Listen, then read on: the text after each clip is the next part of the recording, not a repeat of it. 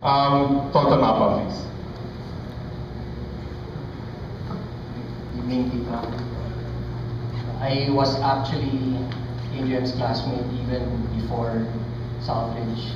Eddie and I were his classmates in San Agustin. And I'll never forget the first day when I met him, because we were starting grade 3.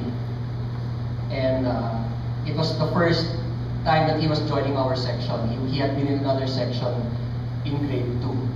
So grade 3, I showed up and my classmates were telling me about this guy, Adrian Hernandez, who was joining our class. And they were really excited. So his reputation had preceded him. They were talking about him, that he was just so brilliant and so smart. And he was getting gold eagles. That was what the award that they give there every quarter. And so I expected, okay, so what's this guy like? Is he like a nerd or a geek? And he wasn't there yet, because he had passed by the classroom of his grade 2 class advisor to say hello and to say thank you, sip talaga sa teachers. And that struck me. When he finally showed up, he was like just the nicest guy. And everything my classmates have said about him is absolutely true. That he had everything. He had the brains, he had the looks, he was very well off. He had a great car. Maybe once in a while his fashion sense would have an occasional miss, like the crayons. But he had everything, and we loved him. It's so true that our parents would tell us, why can't you be like Adrian? My parents were always, why can't you be like Adrian? And we looked up to him. I looked up to him. I really idolized him. Because he was just so cool. And in fact, once when half the class was suspended, so my parents were, wow, you're suspended again. But Mom, Adrian was suspended also. And that was the end of story. So he was just so cool. And when Robbie and I visited him, Robbie said that he had gotten general confession and confession again and confession again. The other funny thing is that he was telling us that he would be watching TV and suddenly, whoops, call the police, I need to go to confession again. My sons knew about Adrian long before I told them that he had passed away. Long before I told them that he was sick and we would be meeting him or visiting him. Precisely because he was, for me, the benchmark. He was in a class of, if I may say, many stars. He was the most brilliant star. And many times I would tell my son stories about him. Because for me, Adrian will always be the benchmark and my hero. And I think in his struggle and in how gracefully he went, even more so, he really is my hero. Thanks, Adrian. Oh, buti na lang. Oh, Tony, yeah. No crying, huh? Very good. But talking about crying, just a quick story. This is when everyone's talking about how Adrian held everything together. I do remember one time where he unfortunately broke down and collapsed. I don't know if you guys remember this. Not collapsed, but at least broke down in tears. No? We were all waiting for the Pope to pass by, 1981. And then, what happens? There's a big motorcycle accident. Do you remember that? No? A big motorcycle accident, and then they hit, I think, one of the fieras, and the two people fly, and the motorcycle and hit the ground, and it wasn't a very good thing to see. You remember that, Roque? And then Adrian was just so disturbed by the sight and just in tears, shaking. And I said, Adrian, what's happening? What's happening? Do you know those guys? You don't. Why are you so upset? And he goes, dude, I'm gonna sell my motorcycle. I don't know, did he really sell his motorcycle? I was just so upset that having a motorcycle can cause something like that. But anyway, so Adrian's not that perfect. He can break down for that. I think we can, who are you calling us? No? This was supposed to be an open mic, but maybe, who else? Okay. Oh, Eddie, you want a quick story? Yeah, quick story. Okay. I was Adrian's classmate from Southridge, just like from grade 1 to grade 6 and grade 7 was the infamous first class of Southridge.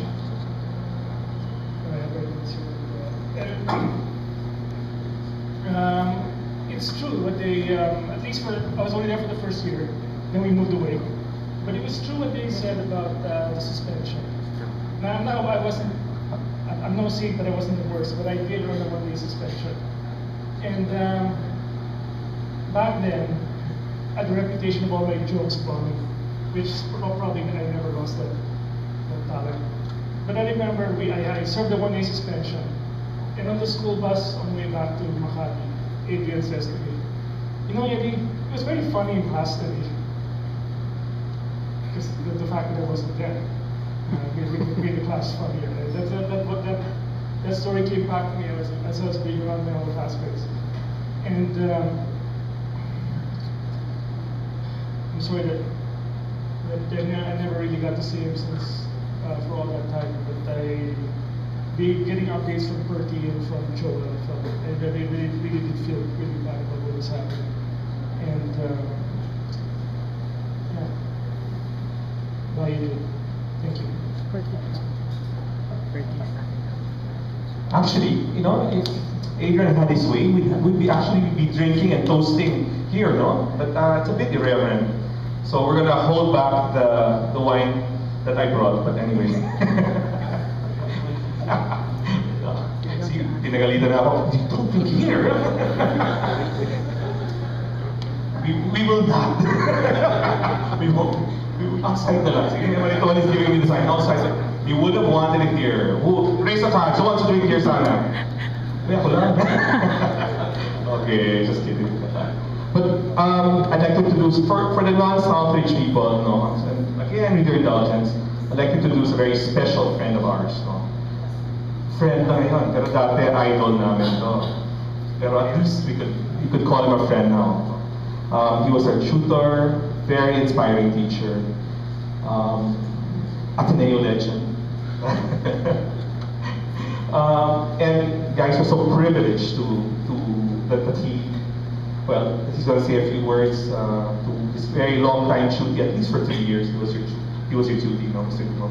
2 years, okay. Tutor means just that, no? It doesn't mean not that Adrian needed any academic tutelage, no? But it's more it's more the personal development and keeping tabs on what's been happening with your life. So, Southridgers, please extend a warm welcome to Mr. Dumo, please.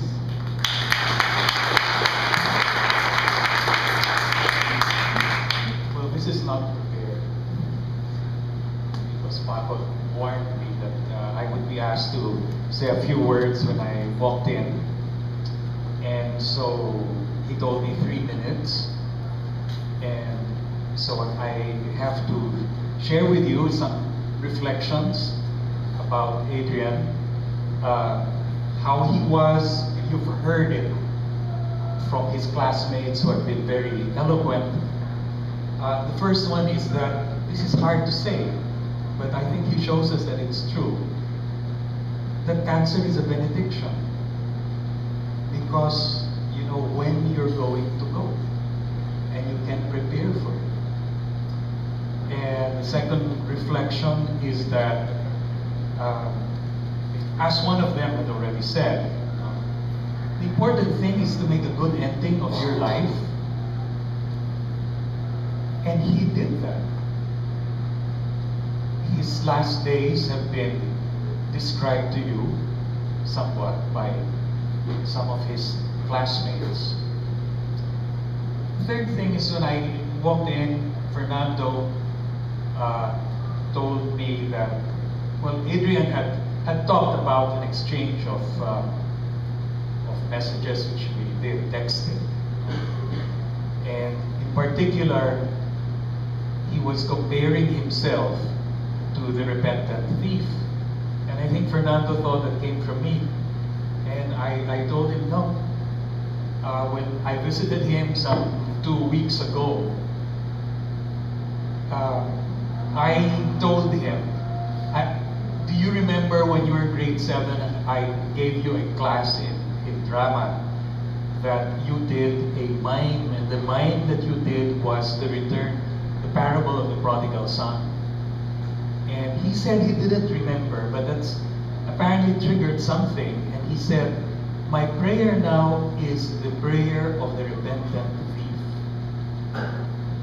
So the next day, I sent him, in quotation marks, that prayer, because that's a verse from a Eucharistic hymn composed by Thomas Aquinas. And I sent him the verse in Latin, thinking, never underestimate Adrian. Peto quod petivit latro penitens.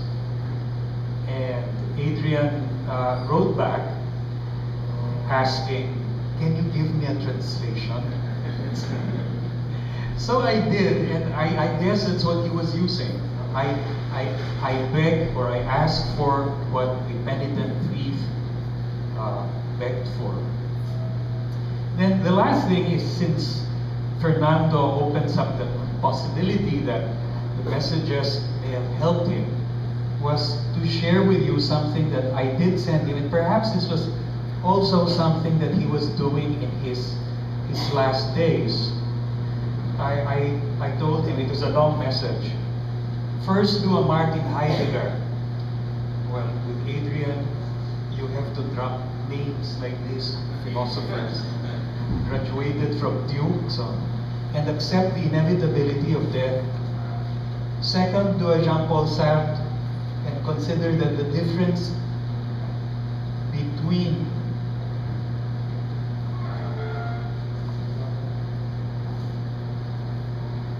your long life and my short one is absurd. Then do a Dante, whom they had studied in Southridge, and aver the existence of the afterlife. Fourth, do a Rizal, and try to grow in love as much as possible in the time left. And here I interrupt this because he asked me, and Manuel Cabao was with his money. He asked us, what else can I do? Because I pray the rosary every day and I meditate. And I was put on the spot, but since I was the history teacher, I told him, well, Rizal, between midnight and 6 a.m. when he married Josephine, he went to confession 4 times. And people cannot believe that. They think that must be really stupid. But this guy knew his daughter. He knew he was forgiven with a good confession, but pag may naalala ka, hindi sabihin mo, no love lost, and mukhang yun nga ginawa niya. No? So, finally, do a Thérèse of Lisieux and save entire nations. And in parentheses, the Libyans, the Yemenis, the Syrians, the Bahrainis, the Japanese, from your hospital bed. Then he sent me back a text saying, I shall do the tasks that you have given me. And I think he probably did, or at least attempted that. So, how will I end this? Well, like the beginning, that he has taught all of us in this room, our challenge is to make a good ending of it all, and to follow his example.